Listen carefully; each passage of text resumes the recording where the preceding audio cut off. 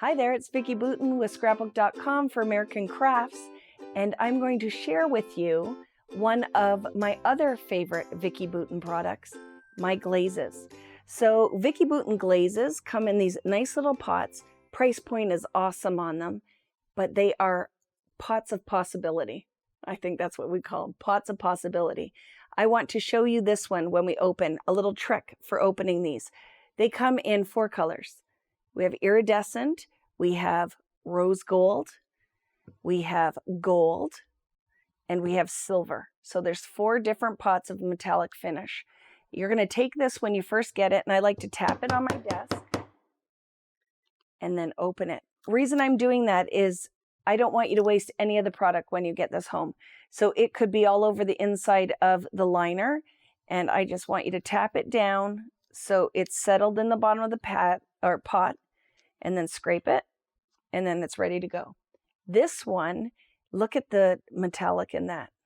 I like to call this crushed happy unicorn tears. Crushed tears because it looks like crushed diamonds, but it's a happy unicorn. We didn't hurt it. No unicorns were injured in the process of creating iridescent glaze. So I have all 4 of these here and open, and I'm going to give you some basics. I want to give you kind of touch on all of the different things you can use this product for. So first off, it's creamy like a mousse, but it is a nice consistency, so it's easy to use. It's not going to drip off of your palette knife when you're using it as a texture paste. It is also water soluble. I'm going to get into that. It's so much fun. Let's get started. So I have a stencil here and some of the Vicki Boutin foundation paper, and I'm going to show you traditional use for this. So through a stencil with a palette knife, just how you would drag it through just to put a texture paste on a finished project. So let's go with gold because I think that will be a nice one to start. So look at the consistency of that. Nice and thick, but not too thick where it's hard to use. And the consistency is perfect and the color is beautiful. And I'm sure it's not even picking up on camera how glittery this is. So you just take that. I like to load the back of my palette knife, not the top, because how are you going to get it off of there? And less is more. You can always add, but you can't take away. And then just drag it across your stencil pattern. And do you see how I lift it back up? Because then it's less cleanup, and that's magic. And then you lift that, and you have that beautiful stenciled pattern. Now when you're done, so that's a way to use it as a texture paste.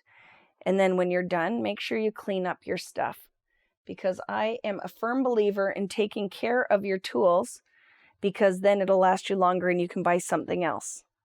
You're not having to replace what you already have. So just clean your palette knife off, and then you can even put a little mist or a baby wipe. And then I always have a paper towel sandwich ready, because if you're trying to clean this on a non-porous surface like I have with the craft mat down there, you reconstitute this product because it is water soluble. So if I go to blend this or clean this on something that all the pigment sits on top, it's just twice the mess. So if you clean it on something that's absorbent and you just wipe it off, that cuts your cleaning time down in half. So just take that, or you could clean this on a scrap piece of paper and all of that pigment will show up on whatever you're cleaning it on top. Front and back, and this one just with the little words or fake words on it catches your paper or your baby wipe a little bit, but no baby wipes were damaged in this process. And then just give it a dry, and then it's ready to go. The reason I like to clean my stencils is so I don't lose the integrity of the pattern. If you have a lot of mediums that are built up on a fine design like this, then it's not gonna look the same. So it's my little tool. Just clean up when you're done, and it makes your cleanup a lot faster if you do it while you're working. So that was the first use for it, is as a texture paste. Then I can also go in, and let's do my other favorite thing with it, is blend it with Art Crayon. I'm going to blend the iridescent with some Art Crayon when I shave some of the color off, because I can still use that as a texture paste. So no water at this point. I'm going to blend it, and let's do it with something that you will really see the difference. So I can scribble some on here or scrape it off. Just scrape a little bit of pigment off my Art Crayon. And then I'm going to clean, oh, I got it off the palette knife, so I'm good. take a little bit of the iridescent, and then I'm just going to, like you're mixing icing or anything that you would be doing in the kitchen, just kind of blend the color. And look how that iridescent is now picking up the blue from the art crayon. So I love that. Oh, look at, isn't that super pretty? So when you're done blending and you don't see any chunks of the art crayon left, it's ready to go. So I'm going to put it through that same stencil, and then we can compare at the end. So just load that onto your palette knife, and as well, because remember I'm a stickler for cleaning, grab your stencil, and I'm going to have another sheet of foundations paper, and watch this magic. So when I pull this through, I'm going to have this customizable glaze with art crayon. Look at, I was lost for words for a second because it was so pretty I forgot to speak. But I love that. And when you turn it around, you can see the metallic finish in the iridescent. So that was another thing. And again, a quick wipe because I want to use the same stencil. Actually, for the next one, I'm not even going to use a stencil. I'm going to show you the magic of glazes with art crayon and how to make a watercolor with iridescent finish. So just give it a quick wipe, and I will get on to the next step. And I need a sheet of the foundations paper, or any kind of paper that has a little bit more body to it. So watercolor paper will work beautifully with this as well. I'm going to take a little bit of the iridescent, and you don't need much. But here's the magic. It's water soluble. So it is not only a texture paste, you also can mix this to make beautiful iridescent watercolor.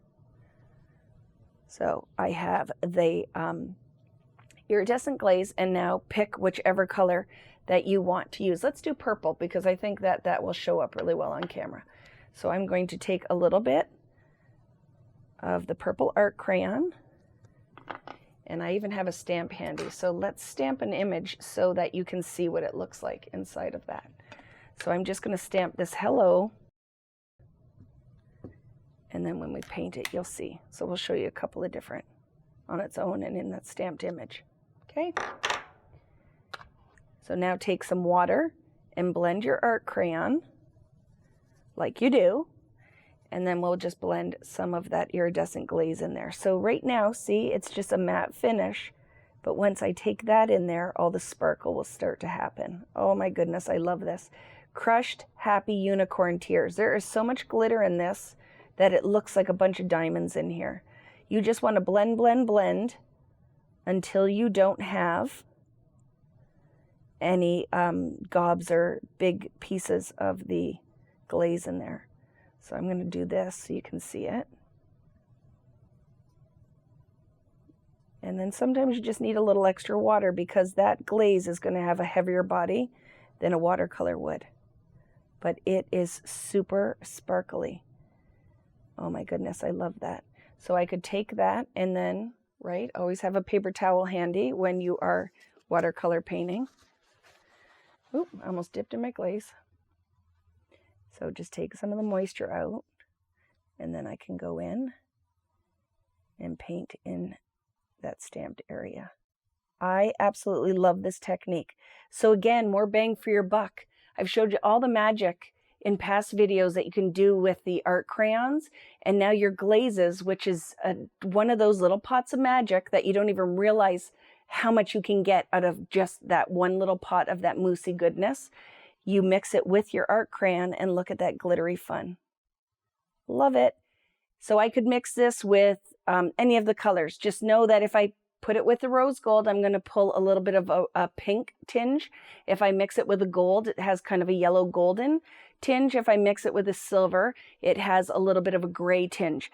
But it's magic. Like the silver would work beautifully with your cool colors, where the gold and the rose gold will work beautifully with your warmer colors.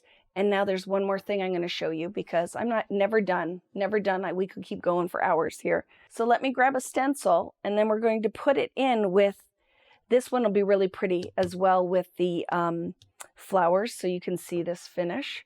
So just a little bit of rose gold, and again, I put it on my sheet of plastic so I kind of have a blending surface. And I'm taking a stencil brush, so this looks like it's blue, but it's just a stain that color.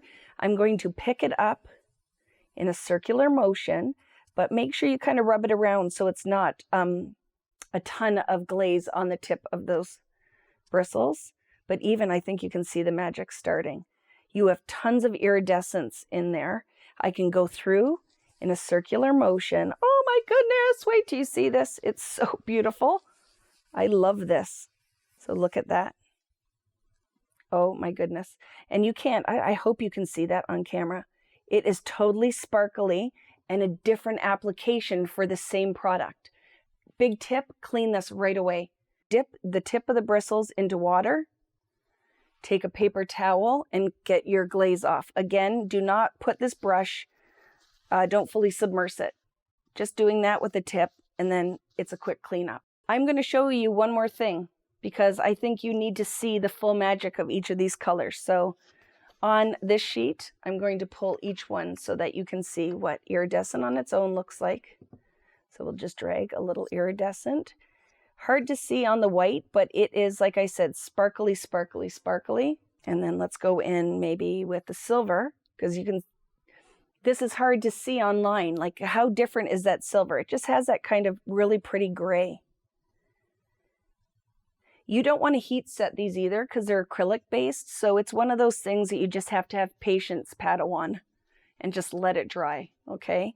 So if you put it through your stencil, just do it as kind of the last step and then step away and let it dry.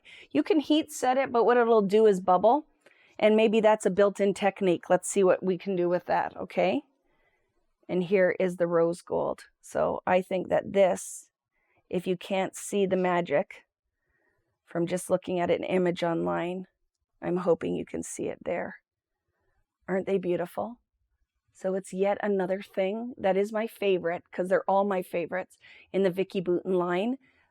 Iridescent glaze, rose gold glaze, gold, and silver. These are the creative effects glazes with the Vicki Boutin line, and I hope that gives you lots of inspiration to go and create your own magic with them. We'll see you soon. Thanks for watching. If you like this video and want to see more from Scrapbook.com, please like, share, subscribe, and leave a message. Happy crafting!